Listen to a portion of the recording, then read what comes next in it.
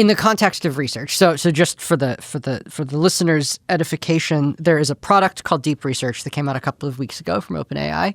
It's an agent. So it's a model that can actually take actions on your behalf. The average language model you're used to dealing with might respond, might take like 10 seconds to respond. So to just give you it. What Deep Research will do is you ask it a complicated question, it'll go and think about your question. It'll come up with a research plan. It might ask you some follow-up questions. And then it will go out for 5, 10, 15, up to 30 minutes, searching the web, looking at primary source documents, thinking about those documents, noticing details in them, making new queries based on that, and kind of going about searching for the answer to things like a human researcher would. Except it can read way faster than a human researcher. So the question is like a lot of senior, economists, professors, things like that, like they have research assistants basically all the time.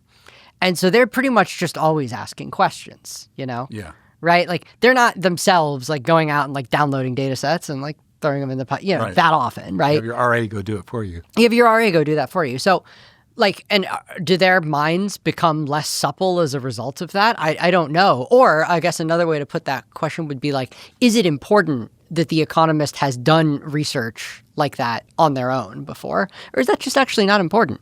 If we all just kind of move up to being economists that have teams of research assistants around us, like we're the fanciest, Raj Chetty. Right. They're all Raj Chettys. I got an army of researchers under me. That's right? Awesome. It's like, I think that's the future we're heading towards pretty much now. I think we're already kind of there in some ways. That is really encouraging because when you think of all the brilliant people who maybe haven't had the opportunities to be Raj Chettys, but they have the potential because they don't have the right pedigree or just life threw them in a place where they didn't have the opportunities. I mean, now they have at their disposal all these research AIs that can be RAs effectively for them. So you don't have to be at Harvard with an army of well-funded RAs. You could be at a small state school somewhere. Yes. And be able to compete, at least on some dimensions, with someone at Harvard.